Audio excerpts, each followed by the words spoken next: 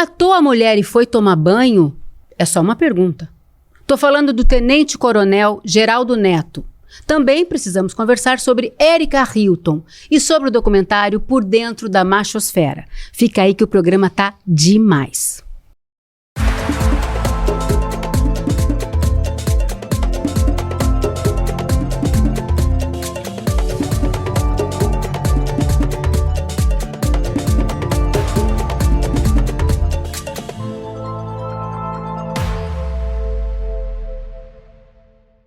Oi, gente! O Precisamos Conversar de hoje está entrando no ar agora. Sejam muito bem-vindas, muito bem-vindos e muito bem-vindes. Sim, eu sou a Juliana Baroni e essas são minhas companheiras de trabalho. A Sucena, nossa super cantora e historiadora, que sempre dá o ar da graça, cantando no final. Tem gente que vê o programa só para assistir a Sucena cantando. Gente, pode crer. O encerramento do programa. Aguarde! Sara Zara, nossa filósofa das redes e das ruas. Super antenada, descolada. Ela tá de olho em tudo, hein? E Márcia Tiburi, nossa professora maravilhosa. Nossa escritora, você vai poder assistir também ou Precisamos Conversar no Spotify, que está disponível agora, inclusive em vídeo. Vamos nessa, meninas? Vambora. Bora. Bom, eu queria abrir o programa dando a palavra para Márcia Tiburi, que está lançando o seu livro Ninfa Morta. Posso pegar, com licença? Olha aqui a paquita da Márcia, Eu tenho. Gente, a Márcia é uma visionária, porque faz tempo que ela fala sobre essa tendência horrorosa, o feminicídio. Márcia, eu achei interessante que na orelha do livro você fala de um projeto do mundo masculinista. E muita gente não entende o que é isso. Você quer explicar pra gente, por favor? Pois é, então, esse livro é um livro para aprofundar o assunto. Então, é um livro que nos desafia. Eu digo que é um livro para os e-sellers. A galera que gosta da nossa pós-graduação, que gosta do nosso jornalismo, que gosta do nosso debate, vai ter coragem de entrar nessa conversa mais profunda. Porque, de fato, todo mundo está vendo o que está acontecendo, mas as pessoas não sabem por que está acontecendo. E eu ofereci nesse livro uma anatomia do patriarcado. E patriarcado é o quê? O sistema simbólico. Como se produz esse mundo. Tava contando pra Ju hoje lá no nosso camarim que eu fui fazer o cabelo em Porto Alegre e cheguei lá num salão e a moça tinha um menininho, a moça que foi arrumar meu cabelo, ela tinha um menininho de 2 anos e 8 meses. E ele bateu em mim e eu disse assim, posso falar com ele? Falei com ele, disse, você bateu em mim, você não pode bater em mim. Menino de 2 anos e 8 meses. Aí ela veio me contar que o garotinho, que ela começou a dirigir, e o garotinho entrou em surto, ficou muito indignado, gritou com ela, dizendo, você é mulher, você não pode dirigir, só o meu pai pode dirigir. Então, é disso que a gente está falando. Como que um menino tão bebezinho já tem uma noção de gênero, do que mulher, do que homem podem ou devem fazer. E ela me disse, claro, que teve uma profunda conversa com essa criança para explicar que mulheres podem tudo, homens também podem, e que o importante é respeitar. Enfim, toda a conversa que a gente tem que ter, mas eu queria dizer, tô contando essa história para dizer, é muito mais profundo. Então, a gente tá falando de patriarcado como um sistema simbólico, imaginário, que pega nas pessoas muito para além da escola, da família, no sentido daquilo que a gente transmite verbalmente para as crianças e para os adultos e para os adolescentes. A gente tá falando de cenas, a gente tá falando de gestos, a gente tá falando de cotidiano, da estética da existência, ou seja, daquilo tudo que não é racional, perceptível, explicável, tudo isso é o patriarcado. E aí, a diferença entre patriarcado como sistema de produção simbólica do machismo e machismo. O machismo é a metodologia, é aquilo que o homem faz tecnologicamente no seu dia a dia. A misoginia é o discurso que o cara usa para ser machista. Ele precisa da misoginia para ele poder ser machista. Não tem machista que não tenha usado a misoginia. É isso que a gente tem que entender. E o masculinismo, aí, é a ideologia dos supremacistas. Daqueles que acham que são superiores às mulheres. Essas são palavras quase de glossário, né? Talvez seja difícil para as pessoas entenderem toda essa complexidade, mas se a gente quiser mudar o cenário, se a gente quiser avançar disso para um mundo mais justo, mais democrático, mais digno, nós vamos ter que entender também essas palavras. E os masculinistas estão aí. Eles defendem a masculinidade como um valor, em contraposição à feminilidade como um desvalor. Isso explica muita coisa, explica um assunto nosso hoje que é o mercado do ódio e por aí vai. Não, e a gente vai falar hoje o programa, e durante o programa inteiro nós vamos falar sobre esses conceitos que Márcia traz nesse livro. E bom, nós temos a teoria e a prática, não é mesmo? Um caso recente e bombástico voltou ao noticiário. Eu estou falando sobre o tenente-coronel que é suspeito de matar sua mulher em casa e covardemente tenta afirmar que ela teria se suicidado. Infelizmente, gente, eu não queria mais falar sobre isso. As pessoas falam assim, nossa, mas eu não aguento mais esse assunto. Mas não dá, eu não consigo, nós não podemos parar de falar. A misoginia, esse ódio às mulheres, eu faço e refaço essa pergunta, todo programa que a gente tem que trazer esse tema, e tem que ser assim mesmo. Por que tanto ódio? É uma guerra contra nós mulheres? Sara? É um assunto chato, né? Chato, pesado e muito ruim de comentar, mas infelizmente é muito necessário, porque quanto mais a gente afasta e isola ele, mais ele acontece. Às vezes eu fico pensando que os homens não estão suportando, alguns homens, né, homens com esse comportamento, não estão suportando viver nesse século junto com a gente, nesse formato que a gente tá, de independência, autonomia e podendo ser fiel às suas escolhas. Então parece que existe um grupo, não sei, um comportamento para distrair as mulheres que estão nesse caminho de não só se libertar, mas libertar as outras também, porque ser mulher é um movimento também, né? Você vai se exemplificando com as outras que você vai percebendo. E aí eles querem que a gente volte para aquele modelo anterior, que era sempre servindo e se colocar à disposição para a sociedade, para eles, do jeito que eles desenham. E se a gente pensar bem, fica maluco porque cada um quer uma coisa. No final das contas, eles querem a gente morta, mesmo em vida, né? Mas cada um quer uma coisa. Então não tem como falar, eu vou agradar os homens, porque cada um quer de um jeito. Tem um que quer você muito submissa, tem outro que quer você ter muito filho, outro quer que você trabalha e coloca dinheiro de casa assim. Mas no final das contas, a intenção desses homens é de tirar a autonomia da mulher, né? E isso tá piorando, porque antigamente que eu digo com as histórias que eu escuto, eu acho que não usava tanta força bruta fisicamente quanto se usa agora. Eu acho que a violência contra a mulher, fisicamente, ela sempre aconteceu, mas agora parece que está mais escancarada porque foi renovando os métodos, né? Mas será, Márcia e a Sucena, vou passar para a Sucena primeiro, será que essa violência extrema que a gente está assistindo, porque agora a gente está em tempo real acompanhando todos os casos, e isso é um lado bom da internet, né? Que a gente consegue se juntar e ter mais voz e denunciar com muito mais facilidade. Mas essa violência em excesso que está acontecendo, essa epidemia, como a Márcia fala, de feminicídio, é uma reação porque agora as mulheres estão se letrando? Você acha que é uma reação? Sem sombra de dúvida. Sem sombra de dúvida. Porque o estado de coisas já está colocado. Qual que é o status quo? O patriarcado. Ele já está colocado. Então, qualquer insurgência contra esse estado de coisas é visto como algo extremamente afrontoso, essa que é a palavra. Então, claro que você tem o aumento das denúncias, a importância da tipificação do crime, ou seja, antes não era lido como feminicídio, vai ser aprovado agora em São Paulo. Tá quase, né? Eu escutei ontem no jornal que a rua Peixoto Gomide vai ser mudada para Sofia Gomide, que é a filha do Peixoto Gomide, que foi assassinada pelo próprio pai, porque o pai não queria que a filha casasse com o amado dela, com que ela se casou, então ele assassinou a filha de 22 anos e ainda ganhou o nome de rua.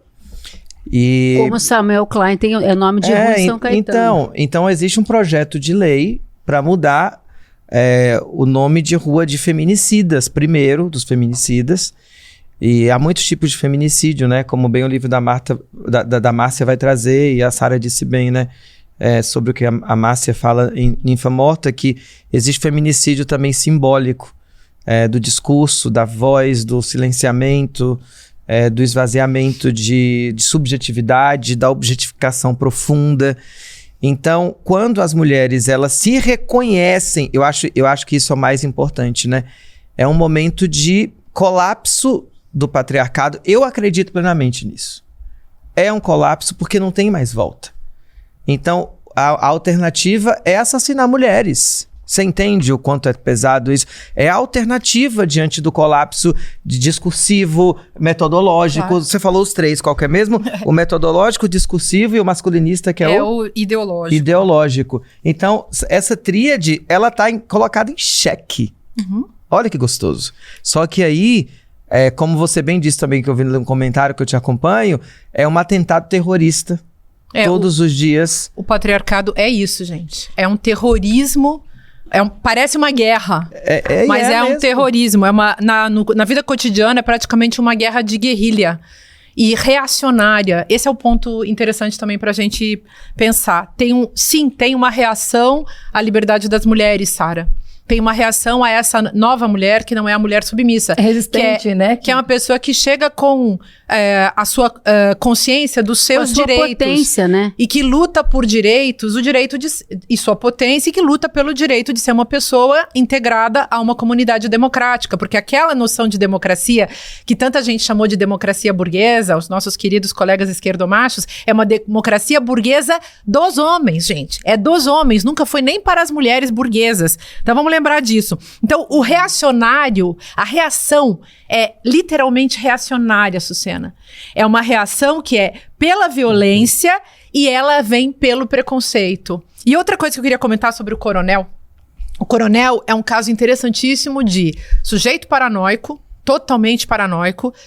Pode ser provavelmente uma dessas figuras da personalidade narcísica, da perversão narcísica. Esse sujeito tinha todos os sinais.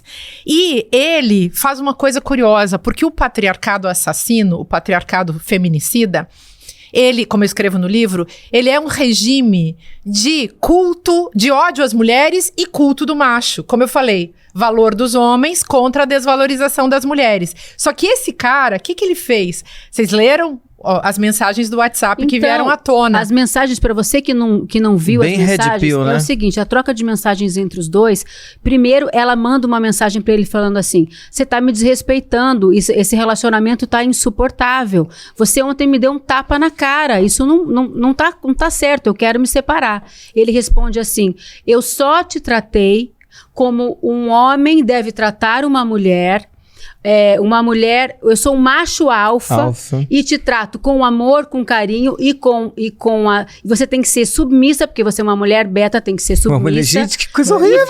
Isso tá escrito, tá? A teoria do cara. E você precisa e que não pode sair de dentro de casa, então quem manda sou eu. E ele responde, eles são casados, gente. Eu sou provedor, eu sou o rei. Eu sou provedor, eu sou o rei, eu sou soberano. Eu sou soberano. E aí que eu queria... E sou religioso, ele ainda escreve isso.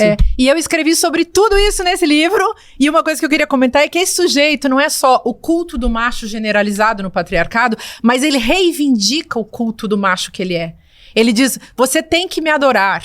Eu sou o rei, eu sou o tal, eu sou o soberano, eu sou o provedor, eu sou o macho alfa. Coitado! Vou dar um recado assim pra esse tipo de homem. Autocrítica é um negócio bom.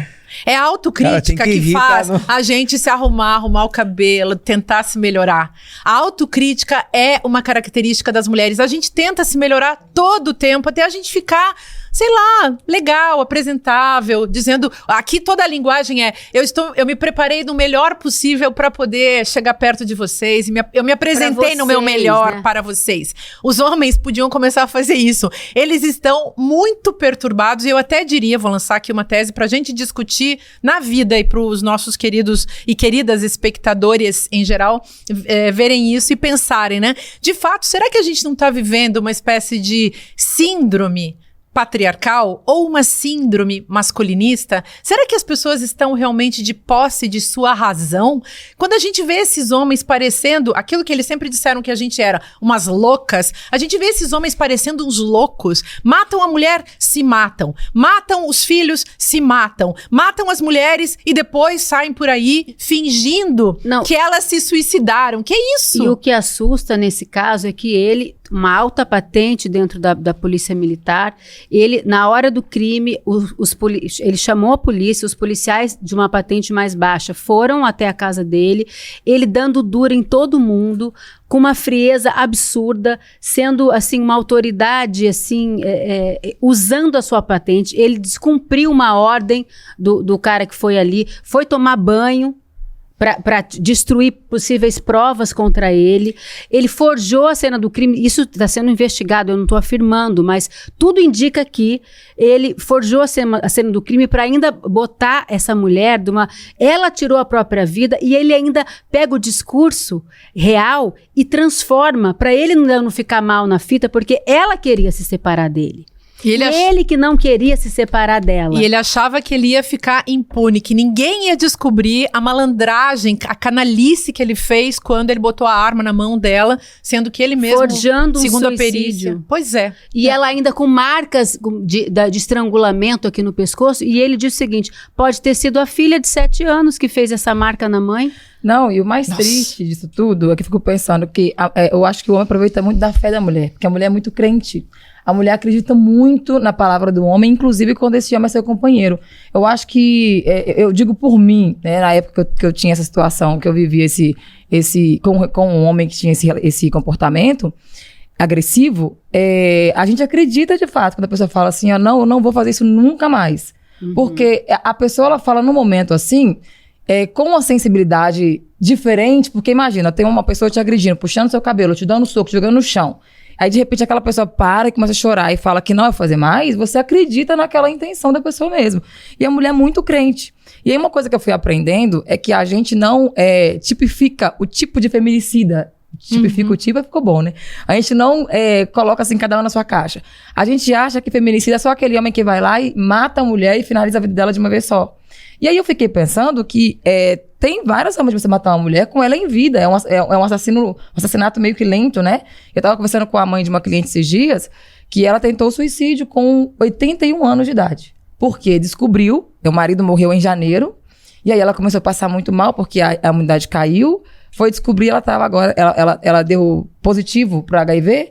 Aos 80? Aos 81 anos de idade, porque o marido dela sempre teve relações fora de casa, né, sem preservativo. E aí ela só descobriu agora, nessa altura, porque com o baque da morte, ela não esperava, aí teve uma queda na imunidade e foi descobrir. E aí ela tentou suicídio, 81 anos, gente, ela tentou se matar porque não queria mais viver com essa notícia. Então eu fiquei pensando, cada forma que um homem se comporta, que coloca a integridade, a vida da mulher em risco, né, em risco de morte, é uma forma de matar essa mulher também. Além de tudo, o patriarcado, o machismo, o masculinismo, eles se baseiam exatamente nisso. É uma tremenda falta de ética, falta da capacidade de reconhecer o direito da alteridade. A outra pessoa é como se ela não existisse, ela é tratada como se ela não fosse nada. Como não se ela considera ela, né? Não se preocupa com a outra parte, é complicado. E outra coisa que é o sistema que é desse jeito. Então o sujeito tá ali no privilégio dele, tá autorizado a cometer todo tipo de violência, inclusive essa violência indireta. Porque existe um feminicídio indireto, que é isso que você está comentando. Mas, Márcia, a gente tem discutido isso aqui. Por que misoginia ainda não é crime? Você tem essa resposta? Porque os homens construíram esse mundo em cima da misoginia. Se eles tirarem a misoginia, o que vai sobrar pra eles, Ju? Imagina. Só a gente. Os homens, inclusive os caras mais legais, têm problema com isso, porque um homem se mede, ele se constrói na sua masculinidade a partir da negação da condição feminina. Todos os homens. Só que, ao mesmo tempo, eles não conseguem, digamos, nos aniquilar por completo. E alguns têm até uma relação afetuosa com a gente. Uhum. Eles casam com a gente, eles ficam nos amando, nos achando lindas, um amor até e tudo. Até você querer se separar deles. Aí, então, só que tem esses caras, que eu acho que eu tô chamando aí de síndrome masculinista, pra pegar esse lado, digamos, do delírio orquestrado, né? Não é que eles estejam doentes psiquiatricamente, mas são pessoas que têm uma subjetividade muito, muito prejudicada. São pessoas que se formaram muito mal na cultura, na família, na escola, na universidade. Mas tem um projeto de lei e parece que hoje o Senado está tá analisando essa PL, né? Então, A gente espera ter uma boa notícia até o horário que esse programa vai ao ar, que é às 7 horas da noite, ou a hora que você estiver assistindo. tem um detalhe, né, que tem vários projetos, tem acho que uns 30 e tantos projetos que envolvem a questão da misoginia hoje tramitando na Câmara e no Senado. E então, hoje é a votação desse que equipara a misoginia ao crime de racismo. Exato. Foi de uma deputada chamada senadora, eu acho, Ana Paula Lobato, do PSB. Essa mulher é que começou com isso, depois aquela Soraya, que eu não sei dizer o nome, também veio com essa história. E essas mulheres, aí eu acho interessante também, porque as mulheres também de direita ou de centro sofrem a mesma coisa que as mulheres de esquerda. As brancas, as pretas, as trans, as cis, as indígenas, todas as mulheres sofrem violência por parte do patriarcado. Embora algumas precisam de um chá de revelação, porque não se acham no mesmo lugar que nós. Mas né? aí elas se colocam como linha de frente, na trincheira pra defender. De qualquer forma, tá se lascando. Porque elas levam o ódio de várias mulheres pra estar defendendo os homens. Então são eu vou mulheres até guardar um exemplo aqui que eu tenho na manga pro nosso próximo assunto, mas aguardem. Mas essas lambibotas aí existem. É uma pena dizer assim, e falar essa palavra, aliás, que não é bonita para designar uma pessoa que foi escravizada, inclusive mentalmente, fisicamente, espiritualmente pelo patriarcado. E aí elas ficam associadas aos homens, Sim. contra as feministas, contra elas mesmas. Mas ao contrário da machosfera, que quando vocês sabem que ao chegar na prisão, o tenente-coronel Geraldo Neto recebeu tapinhas nas costas, alguns abraços, absurdo. sabe aquele gesto bem da broderagem? Pô, tamo junto, meu irmão, pô, você matou a mina, mas pô, quem nunca, né? Sabe aquela tipo coisa? isso. Então, sabe aquela passada de pano nojenta entre os homens? Vocês viram? Essa cena me chocou tanto Sim, quanto a brutalidade do assassinato. Né? Seguido a isso, ele convidou um colega seu desembargador e com um tom ríspido, segundo os relatos, e quando o desembargador chegou, deixou o clima ainda muito mais pesado. Que chegou dando carteirada, porque chegou né? dando carteirada e amigo do tenente-coronel, né? Tenente-coronel. Então, ou seja, a gente está falando de uma sociedade que é dominada por homens, feita para homens, onde não há paridade de cargos públicos, tanto eletivos quanto em concurso, que deveria ser uma lei.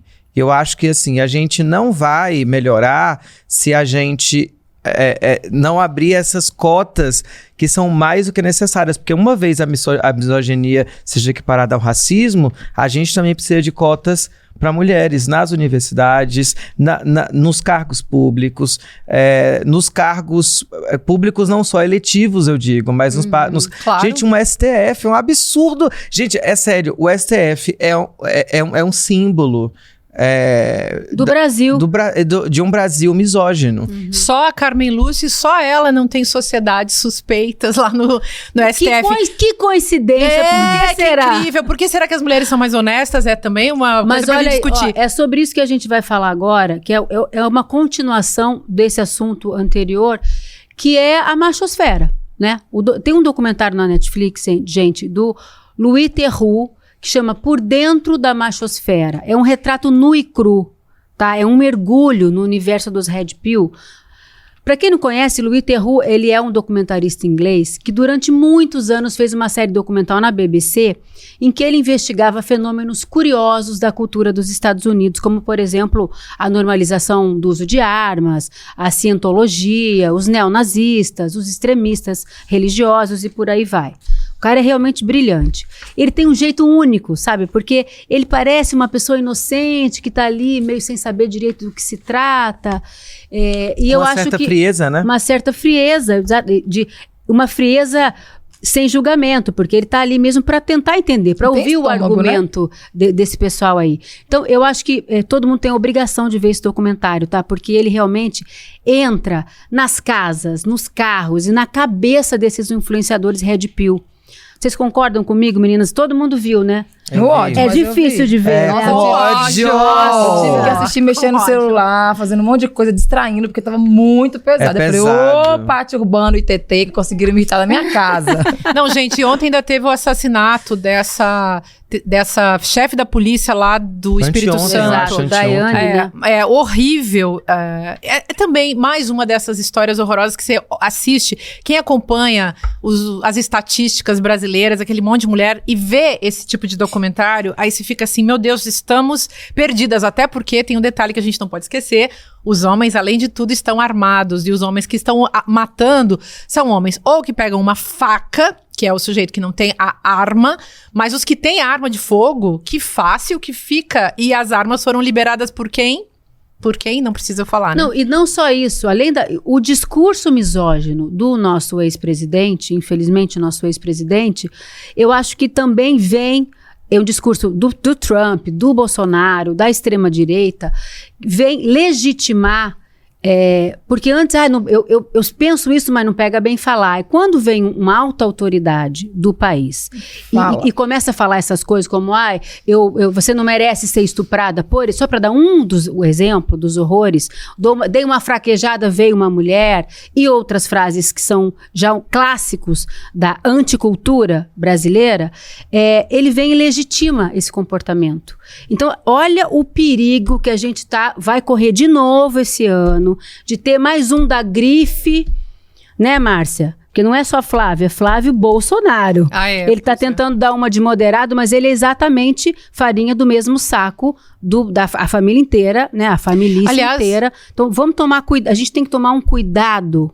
Ju, a gente tem que tomar um cuidado, e aqui para o nosso assunto, tomar cuidado com essa lavagem cerebral da mídia corporativa e golpista, que faz a lavagem cerebral para lavar o nome sujo do Bolsonaro. Então é o Bolsonaro de novo, redivivo, com todos os seus crimes, com vários outros. Enfim, não vamos destruir o Brasil, a gente, como eu tenho dito, vamos ser mais inteligentes. Mas olha, entre uma das coisas que mais me chocou, logo no começo do filme, os três caras entrevistados, eles lançam a seguinte teoria. Eu tenho um relacionamento, como a minha mulher tá lá em casa, guardadinha, né? Pra hora que eu quiser ir lá e mexer, brincar com ela e depois devolver ali, ela tá ali, submissa, me esperando. Mas aí ele pergunta, mas o relacionamento de vocês é monogâmico? E ele responde o seguinte, é uma monogamia unilateral. Ai, Jesus. O que será a monogamia única? Quer dizer, ele pode ficar com quantas mulheres ele quiser e a mulher... Do jeito que ele quiser. Do jeito que ele quiser, da maneira como... Isso no documentário do Louis Theroux. Até que eu achei mais honesto do que... embora seja tão repugnante quanto, eu achei mais honesto ser dito. Mas foi isso que a moça disse. Uma das esposas Mas uma das esposas diz isso, mas olha o perigo. Prefiro que não minta para... Ai, meu Mas, Deus, gente, vem cá. Então, por isso que eu queria fazer um nexo entre a nossa machosfera, que envolve os bolsonaros, e esse filme. E os machosféricos...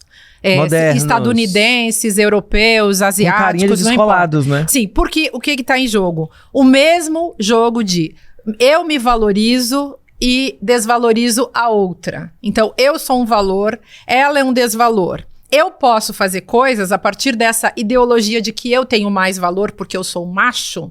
Eu posso fazer coisas que ela não pode. Não tem direitos iguais. E aí eles convocam essas mulheres, convocam uma mulher para ela ser mulher troféu.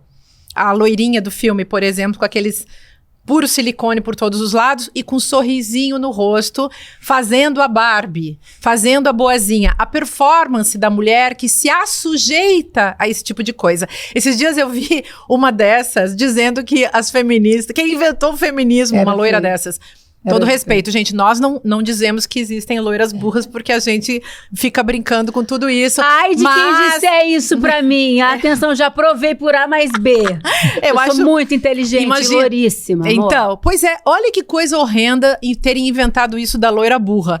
Mas olha que coisa horrenda também quando uma mulher loira, chega e fala uma asneira dessas, com todo o respeito a nós, as loiras, falsas ou verdadeiras. Você é verdadeira, eu sou falsa. E aí, verdadeira mais ou menos, tem um ajuste aí. E aí você chega e diz, quem inventou o feminismo foram as mulheres feias. E aí a outra que estava entrevistando ela disse, mas como assim? Tentou? E a pobre da moça, que era a narradora dessa história, ela não conseguia, a enunciadora desse discurso de que as feministas são feias e foram as feias que inventaram o feminismo, ela não conseguia argumentar. Ela não conseguia juntar uma coisa aqui nos nossos cursos do ICL, a gente ensina juntar sujeito e predicado. Porque fica muito feio quando uma moça loira, antifeminista, vem com esse papo sem poder justificar o que ela mesma disse. Então fica horrível. Aí, nesse filme, vale a pena ver esse documentário, gente. Nesse documentário, tem uma hora que eles falam o seguinte, que as mulheres, um dos caras lá diz o seguinte, que as mulheres já nascem com valor. Qual é o valor dessa mulher? Nossa, horrível. Peito, bunda e beleza. São os valores que eles colocam. E a pepeca. Valores anatomopolíticos. Não, e aí, ele fala assim... E os, uma atribuição. O coitado do homem... Ele diz o seguinte... E o coitado do homem nasce sem valor algum. Ele tem que buscar. Ele tem que conquistar. Não, mas e esse ele ainda vem dizer o seguinte... Se, por exemplo... Olha o valor do cara. Andar numa Ferrari é o grande objetivo da vida desse cara, tá?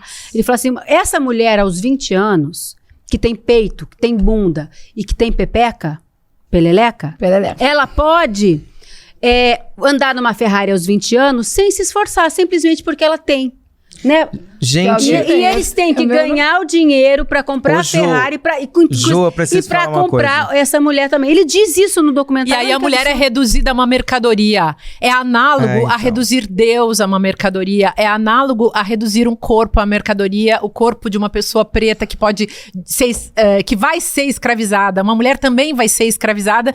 E essas coitadas dessas mulheres, literalmente coitadas, ficam ali fazendo aquela performance para arranjar uma carona numa Ferrari, coitadas da E outra balela que eles também pregam, esses red pills, é o seguinte, que o feminismo, eles dizem, tá? Uma burrice gigante, mas eles dizem que o feminismo quer que as mulheres se tornem homens. E as mulheres não querem isso. Me livre, mas quem falou que a gente quer se tornar homem? Você queria falar e eu quero falar uma coisa. Qual é esse, que conceito maluco é esse? É só que o que me incômodo é também, além do que você falou dessa objetificação da mulher em mercadoria, transformá-las em mercadoria, é sobre qual tipo de mulher ele está falando e qual universalidade de mulher ele pretende designar e também o que é uma mulher para ele, porque uma mulher que supostamente está dentro desse ideal de padrão de beleza, aquilo é uma mulher. Ou seja, as mulheres gordas, as mulheres que não estão naquele ideal, que conquistam uma Lamborghini e uma carona Lamborghini aos 20 anos, logo elas não são mulheres. Então, assim, de novo, o discurso masculinista querendo dizer o que era uma mulher, que é o que a gente vai conversar, inclusive, daqui a pouco. E também circunscrevendo a mulher de novo dentro de algo totalmente biológico, ou estritamente biológico, não só estritamente, e se alinhando com o discurso Radfem. O que é um perigo. Ou seja, a mulher ela está resumida a uma xoxota, a 2 pares de peitos. E o que mais que ele fala? Bunda, peito e pepeca. É só isso. Isso é o valor. Mas olha só, o que mais me chocou também é que esses caras, a primeira vez você fala assim, ideologia total, eles acreditam nisso. Acreditam nisso, mas o que importa realmente, no fim das contas, é o quê? É o dinheiro.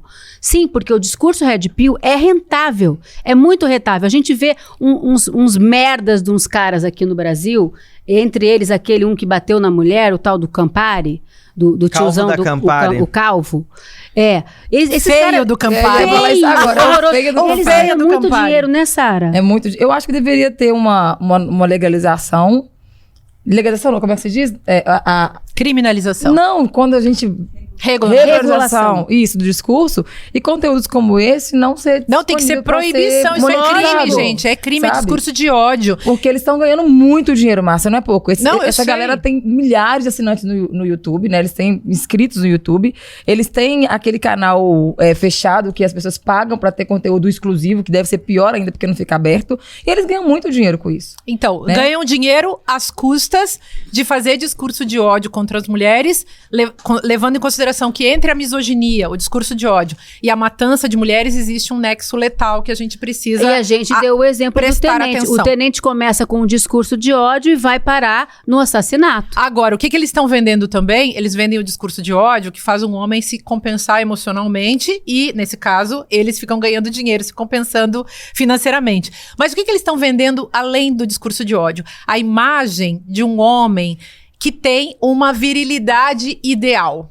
Então, ele tem o ideal viril, esse homem violento, capaz de matar, prender, arrebentar, destruir e ganhar muito dinheiro com a sua imagem de macho limítrofe. Então ele parece, de fato, parece um louco, parece um histérico. Vocês notaram no filme que tem um cara que ele fica humilhando a mulher dele?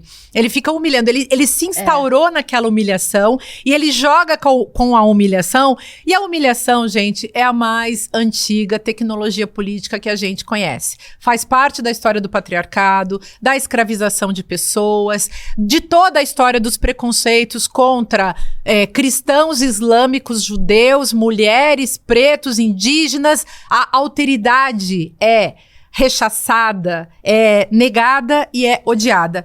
E aí, eu continuo lançando essa ideia. Vamos discutir a síndrome do macho limítrofe ou até mesmo a síndrome do predador. O cara tem que se instaurar como um predador. Não é à toa que nos Estados Unidos tivemos um Epstein, um Trump e esses caras que apoiam o Trump. E aí o nexo entre fascismo e masculinismo é direto. Agora, outra coisa que me chocou pra gente que tem filhos, assim, é que esses red pills americanos, eles têm muitos seguidores e a sua grande maioria Jovens. meninos muito jovens de 12, 13 anos. Adolescentes. Quando eles andam pela rua, a gente reparou, assim, é como se fosse, sabe, um jogador de futebol, né? Quando anda e fica aquele monte de criança, ai, quero autógrafo, não sei o quê. Então, assim, é uma geração que tá crescendo com esses valores. E como é que tira isso depois? Porque eu acho que eu não sei dizer o impacto real. Porque, por exemplo, a educação salvou minha vida. E eu sei que eu cresci com um discurso transfóbico, homofóbico. Mas eu sou uma pessoa trans, né? Mas eu sei dizer o quanto a universidade foi importante, uma universidade pública e de qualidade, que a gente está vendo também uma degradação desses espaços públicos de qualidade pelo, inclusive, o sucateamento disso por uma privatização compulsória desses espaços. Verdade. Então, assim, além de tudo, o que me deixa com muito medo, porque eu acredito muito que a educação possa fazer uma revolução na cabeça dessas pessoas, como fez na vida de muita gente.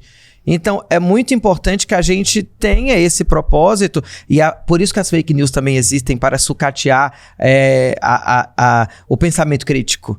Porque se você fala que abordar feminismo nas escolas é ideologia de gênero. Aí a gente vai chegar já é uma inversão, né? Porque ideologia de gênero é o patriarcado. É o patriarcado, então. Aí os caras roubaram pra dizer que quem estuda a ideologia de gênero é ideólogo de gênero. Ai, é irritante. Não, é o uso maldoso da burrice, além de tudo. Eles fazem isso conscientemente porque você viu que tem um que ele fala, minha mãe não concorda com isso. Minha mãe é antirracista. E ela aparece. E a mãe ela aparece, e a mãe realmente, ele fala uns absurdos e a mãe fica tipo assim, não, né, você não tá falando isso. Mas quando liga a câmera, a mãe também vira uma personagem e começa a defender o filho em detrimento do documentarista. Mas é muito interessante, vocês têm que assistir. E eu acho que tem a ver com a questão dela ser mãe solo, gente. Porque alguns casos de mãe solo que tiveram que trabalhar muito e não tiveram um apoio. Por exemplo, eu não tô falando de mãe... Porque hoje a gente tem casais LGBTs que dividem as tarefas. Por exemplo, 2 pais, que um pai vai trabalhar mais, o outro menos, eles vão alternando as tarefas. Quando a pessoa é solo, A pessoa não tem como controlar. Não tem como... Justamente. Isso é muito bem apontado, porque no documentário a gente vê que tem esse traço em comum, a falta do pai para esses 3 caras. Eu não acho que nem só a falta do pai. Eu acho que é mais em outra figura que seja um suporte social mesmo, também, mais né? presente. Porque eu acho que não é só a falta do pai. E tem mais um detalhe. Mas claro que a falta do pai, porque é um aborto, né? Quando um pai decide se afastar, que é um progenitor, se afastar da criação e da sua responsabilidade quanto progenitor, ele tá cometendo um aborto. E tem compulsório. Exatamente, isso é muito bom de lembrar, esses pais que não criaram seus filhos. Mas tem uma outra coisa que é cultural, familiar, que compõe com essa história da falta do pai, que é uma autoestima baixíssima. Esses caras se acham uns merdas. Eles se acham muito pequenos. Eles ficam tentando crescer o corpo pra ver se eles ficam grandes. Malhando, gritando, Eles estão falando como eu sou bonito. Sempre a cena. E nem é bonito. E eles estão sempre fazendo uma cena pra tentar aparecer na frente dos outros como alguém maior e melhor do que de fato eles se sentem. Porque, gente, a questão é também como eu me sinto. O que é que eu penso de mim? Eles estão se denunciando, eles estão dizendo todo o tempo, tá escrito na testa deles, eu sou um merda. Mas você não acha que pode ser, rapidinho, não pode ser também uma inveja da felicidade alheia, não? Também. Às vezes, porque eles se descobrem algo que alguém tá vivendo de forma feliz, eles não conseguem assumir. Lá em São Bernardo, teve uma moça no ano passado, que ela tava vivendo com um cara assim, e ele começou a ameaçar ela depois do término. E ele era homofóbico, transfóbico, tudo que é óbvio, no final das contas ele era. Pra ela conseguir sair dele, ela voltou com ele, deu pra ele um negócio lá pra ele tomar, não sei se foi na bebida e tal, ele dormiu. E ela filmou o corpo dele inteiro, porque a ameaça que ele fazia era que se ela não ficasse com ele, ele ia pegar os vídeos que eles tinham íntimos e ia soltar pro povo. Pois ela filmou esse homem todo, inclusive as partes fundárias. E era pequeno. O fundo desse homem era maior do que o fundo. Menina, era um fundo absurdo. Filmou um fundo. Pois não, mas ela abriu mesmo, ela foi as bandas pra um lado e pro outro. Ela foi mostrando o fundo dele. E mandou pra cidade inteira. São Bernardo acordou com o fundo do homem em todas as telas. Inclusive, eu recebi vários meus clientes me mandando. Ele ficou tão envergonhado. Ai, que horror. Que teve que sair de São Bernardo. Pelo menos assim, é melhor o fundo dele do que o fundo dela nas redes, né? Mas discurso olha o tipo de ameaça. Homofóbico e tudo. Mas essa ameaça, a gente... Era um buraco absurdo, menina. Que eu falei, isso é inveja. O fundão é o pau pequeno, dizem, né? Ainda temos muito que falar sobre a machosfera, sobre esse discurso de ódio dos Red Pills, mas... Pelo menos uma boa notícia. A deputada Sâmia Bonfim, do PSOL, apresentou um projeto de lei que criminaliza a promoção e a incitação de conteúdo misógino na internet. Crianças e adolescentes são bombardeados por esse tipo de conteúdo. Então, boa iniciativa, Sâmia. Vai, Tamo com Sâmia! você. Cada vez mais mulheres são muito necessárias na política, vocês não acham? Total. Estamos Então, nessa luta é a há nossa muito tempo. deixa, porque precisamos conversar sobre Erika Hilton. A deputada é a primeira mulher trans da história a assumir a presidência da Comissão de Defesa dos Direitos da Mulher na Câmara dos Deputados. O currículo da Erika é cheio de pioneirismo, gente. Primeira mulher trans e preta a assumir a cadeira de vereadora em São Paulo, posteriormente deputada eleita em 2022. Mas esse título de presidente da Comissão de Defesa dos Direitos das Mulheres foi suado, viu? Nossa, muito. Mas foi polêmico, ela enfrentou muita gente contrária, inclusive mulheres da esquerda. Ainda é um assunto polêmico demais, né, Sucena? Você como nossa representante... Muito. Eu acho que Erika, ela, por ser pioneira em muitas coisas, ela vai apanhar muito. E ela tá apanhando muito. Só que ela tem sustância. Ela tem musculatura, é mais do que isso, para ir para cima. Ela tem energia e muita inteligência. Eu acho que a Erika é admirável na sua preparação discursiva, narrativa, ideológica. Eu fico impressionada, inclusive, com a velocidade que ela tem de rebater aos discursos misóginos, transfóbicos contra ela, e muito bem preparada. E a gente está falando de uma deputada que tem projetos importantíssimos para as mulheres, para os trabalhadores, para os LGBTQIAPN+. Então, ela não está circunscrita só para a população trans, ou seja, ela entende que o papel dela enquanto mulher é um papel para toda a sociedade. E a Érica, ela nunca foi reativa, reacionária a qualquer proposta. E pelo contrário, ela sempre endossou, construiu e contribuiu para a melhoria, a evolução de políticas públicas para todas as mulheres. Olha o que eu tô falando, para todas as mulheres. Porque ser mulher é diverso, ser mulher é plural. Por isso que a gente fala de interseccionalidade, ou seja, de novo, a mulher branca é diferente da mulher indígena, que é diferente da mulher preta, que é diferente da mulher indígena gorda, que é diferente da mulher branca baixinha, que é diferente da mulher trans, que é diferente da mulher cis, que é diferente da mulher que não pode ter filhos, da mulher que não pode, quer ter filhos, e da mulher que pode ter filhos e não quer ter filhos, porque as mulheridades são múltiplas. Ou seja, quando um homem diz que uma mulher já nasce com seu valor, porque ela pode andar numa Lamborghini com seus 20 anos, ele tá tipificando uma mulher. Ele tá querendo dizer que é ele quem define o que é ser uma mulher. Ou seja, e de novo o conceito de mulher está sendo definido pelo macho. Mas uma coisa que eu tenho pra falar... E pelo ratinho. E pelo ratinho. TV aberta. Mas sabe o que é interessante?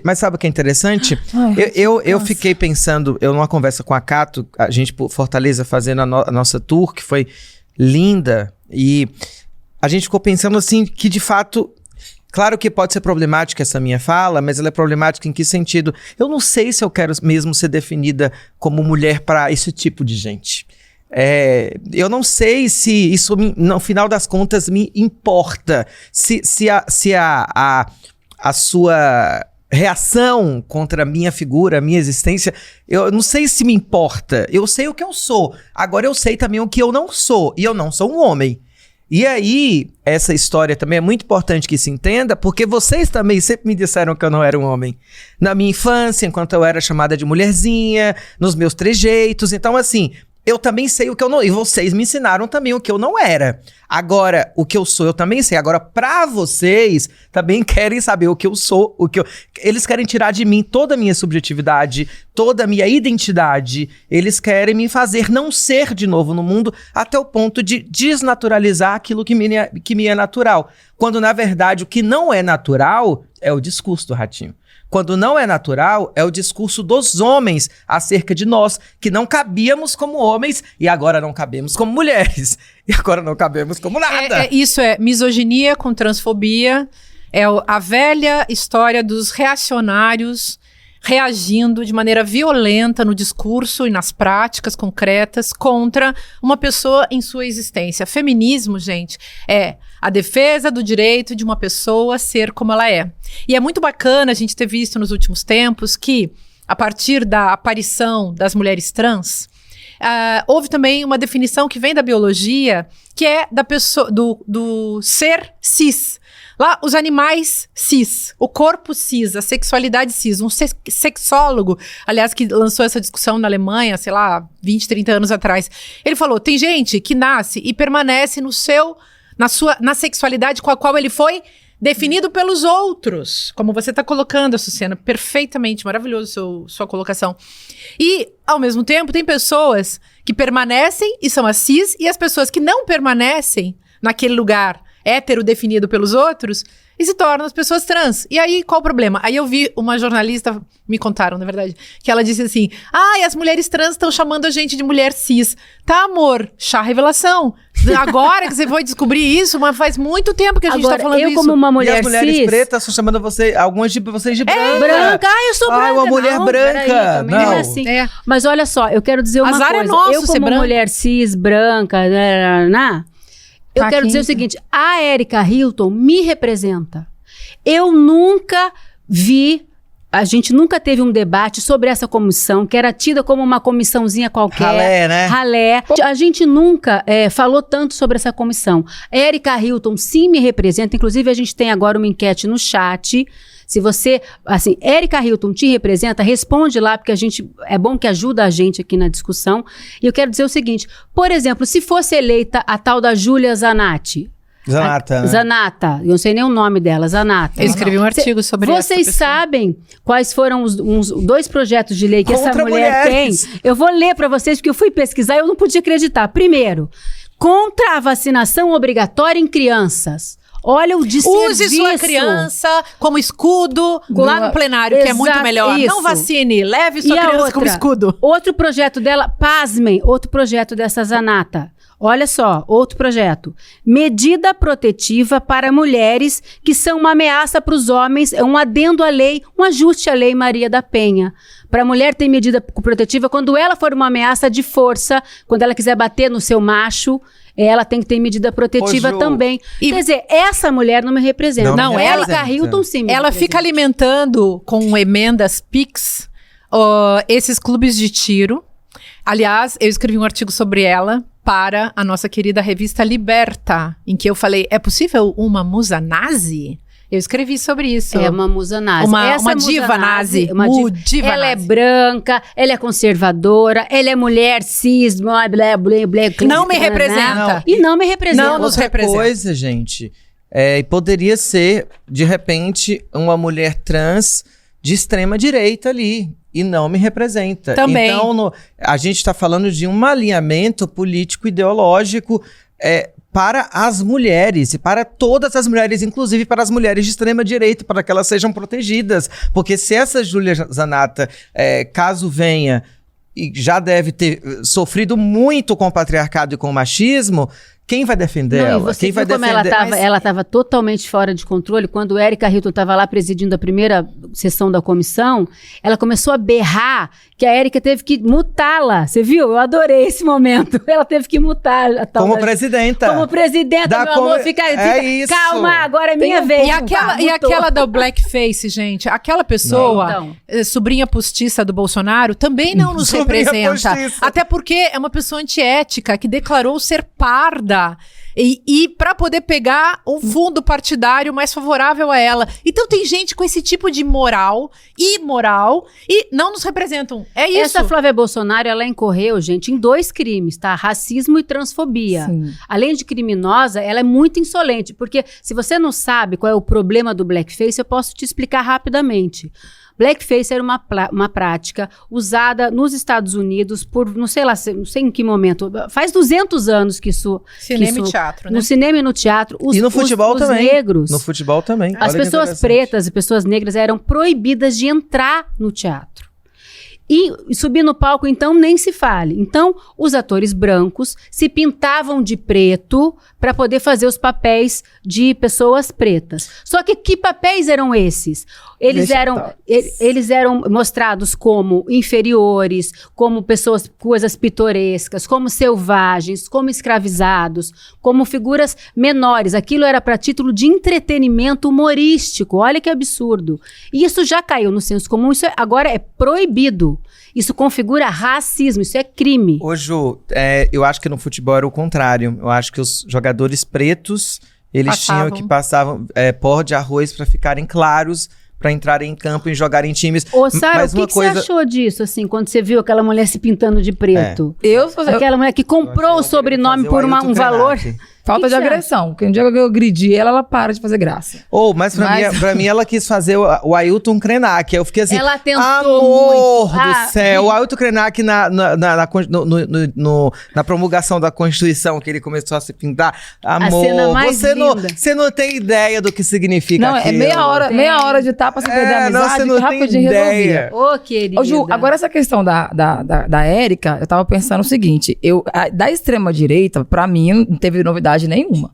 Mas eu fiquei de cara com o discurso transfóbico de mulheres progressistas de esquerda que vieram no meu conteúdo sobre esse assunto. Que tinha gente que eu falei, cara, eu não esperava que essa Sério? pessoa... O quê? Mas coisas do que... Transfóbica no sentido, mas é porque Érica não tem útero, Érica não menstrua. Eu falei, gente, mas a vida todas da fazendo mulher, coro com um gente, ratinho. O é ratinho resumida. gritou, não tem útero. Ô, gente, ele falou, e tem que sangrar. Qual a diferença desse discurso para o discurso do cara da Lamborghini? É sério, eu quero... Nenhuma. Posso então, cena? E o que eu mais ouvi foi o seguinte, porque eu gosto de conversar, porque eu converso, nossa, eu vou pro direct e eu converso. Aí começaram assim, você ia gostar de uma mulher branca representando a pauta de mulher negra? Falei, não. Porque uma mulher branca não sabe o que é a vivência de uma mulher negra. Agora, a tal da Erika Hilton, porque já fala assim, a tal da Erika Hilton, ela não tá indo como a pauta, ela tá indo como uma pessoa que existe. Ela é uma mulher que existe trans, gente. E é uma comissão. Mas... Não é sobre uma mulher negra representando a mulher negra, uma mulher trans representando a trans. É uma mulher que existe como uma mulher trans, ela é só uma existência, presidindo uma cadeira, olha só, sabe? mas de uma comissão inteira. Então, eu concordo com você, mas acho que nessa linha do que a gente está argumentando aqui, de fato, sendo uma mulher, na sua miríade de possibilidades, e sendo alinhada com a pauta das mulheres mães, mulheres com útero, mulheres sem útero, tudo isso que você citou, mulheres trans, cis, mulheres ribeirinhas, mulheres das várias classes sociais, enfim, a mulheridade na sua multiplicidade, aí eu acho que ora pode ser uma mulher trans, ora pode ser uma mulher cis, ora uma branca, ora uma preta, ora uma indígena. Isso. E a gente vai, às vezes, encontrar num corpo marcadores que não vai encontrar em todos os corpos todo o tempo. Acho que isso é uma coisa muito importante. Mas a coisa lá no fundo, falando um pouco de filosofesa aqui, que acho que tá atrapalhando todo mundo, é que as pessoas não estudaram, desculpem falar assim, mas é a nossa tarefa de professores, levar as pessoas a estudarem a ideologia da natureza que tá por trás disso tudo. A ideia hiperpatriarcal de que as pessoas foram feitas pela natureza assim ou assado. Como se nós não fôssemos atravessados por simbolismos imaginários, linguagem, Gente, eu chamo até a galera da esquerda a voltar aquele velho método tão bom que nos ajuda muito a pensar, que é o materialismo histórico. Mas aplicado ao feminismo também é legal. Eu não vi, por exemplo, ninguém pular alto, como você costuma falar, né? O do Saci que pula alto. Quando, na Câmara Municipal de São Paulo, essa comissão é presidida por 7 homens. Presidente por homens, todos homens brancos. Eu não vi ninguém nem comentar mas aí isso. Mas tá a armadilha, por quê? As mulheres estão caindo nesse papo de que o problema é a Erika Hilton. A Erika Hilton não é a Erika. Não é porque ela é trans, é porque a Erika, ela é uma pessoa do combate e ela é uma pessoa que vai bater de frente com ele. Eu acho que tem as duas coisas, né? Eu acho que tem a somatória, Açucena, olha isso aqui. Pelo combate. Lê aqui, Juliana, fazendo um favor. Lê essa bio aqui. Gente, nós não temos um negócio chamado pré-candidata deputada estadual, presidente do Mulheres pelo Novo Goianésia. O que é isso? Pelo Novo Goianésia. Primeira trans de direita em Goiás. Então o problema Lana não é Moreira. Simplesmente porque é uma mulher trans apenas. Mas isso aí é um totem. Essa aí é um totem que vai ser utilizada como cortina de fumaça. Mas vem cá, Açucena, essa aqui é Lana Moreira, que é uma mulher trans, que tá presidindo a cadeira de mulheres do PN. Gente. Só que a galera da extrema-direita tá achando ruim com a Erika e passando pano pro resto, por quê? Eles não sabem nem o que eles querem, entendeu? Porque, na verdade, não é só sobre um corpo trans. É um corpo trans que combate. É um corpo transativo, né? Não é só sobre uma, né? Posso dar uma chave? A nossa sociedade patriarcal, ela é estruturada em cima de preconceito, sendo que o preconceito paradigmático é a misoginia. Não existe nessa sociedade uma coisa chamada homenfobia, ou seja, o que dá gatilho são os outros preconceitos, o que dá gatilho são as outras opressões, ou as opressões, que são todas produzidas por esse ser cultuado, que é o macho. Então, a gente não vê uma machofobia, uma homenfobia, uma heterofobia, um racismo reverso. A gente não vê isso, a não ser... não existe isso, obviamente, porque o preconceito, ele estrutura essa sociedade dessa maneira. Então, vai se atacar a mulher trans, vai se atacar a mulher, a preta, o preto, vai se atacar a pessoa com deficiências e assim por diante. Olha, é estrutural. Eu quero só terminar o programa dizendo o seguinte para vocês. Assim como as mulheres podem ocupar o lugar, mulheres cis, ocupar o lugar que ela quiser, as mulheres trans não vão mais ficar embaixo dos viadutos à meia-noite, tá? Exatamente. As mulheres trans também vão ocupar o lugar que elas quiserem, seja em frente a uma comissão de direitos das mulheres, seja um cargo alto de uma empresa, seja numa bancada, que é um programa feminino. O que eu recebo de mensagens de pessoas falando, meu Deus, como eu gosto de ver a Açucena nessa bancada. Ela pertence a essa bancada. Ela é essa bancada. Ela ocupa o palco, ela ocupa o lugar que ela quiser ocupar. E, Açucena, você é uma figura que nos ensina muito. Porque nós também é uma sociedade inteira em desconstrução. Então, essa convivência íntima com você aqui nos ensina, nos protege, nos alerta. E eu quero encerrar o programa com a nossa musa máxima, Açucena, cantando uma música que é emblemática, chamada Geni e o Zé Pilim. Pra Tá gente bom? cantar junto. Mas né? antes, só um recadinho. Aponte seu celular para onde? Pra Para o cá. QR Code que está aparecendo aqui na tela. Ou acesse icl.com.br/precisamos conversar e entre no nosso grupo exclusivo no WhatsApp. Lá você vai receber o link para assistir ao nosso próximo encontro e ter acesso a conteúdos exclusivos. Com vocês, a maravilhosa Açucena. E por todas as mulheres, né? Por todas as mulheres.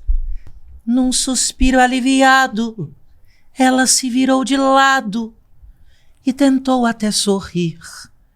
Mas logo raiou o dia e a cidade em cantoria não deixou ela dormir.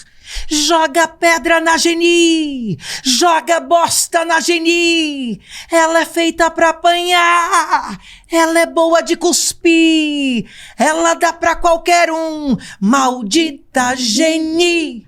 Joga pedra na Geni, joga bosta na Geni. Ela é feita pra apanhar, ela é boa de cuspir, ela dá pra qualquer um, maldita bendita Geni. Bendita Geni!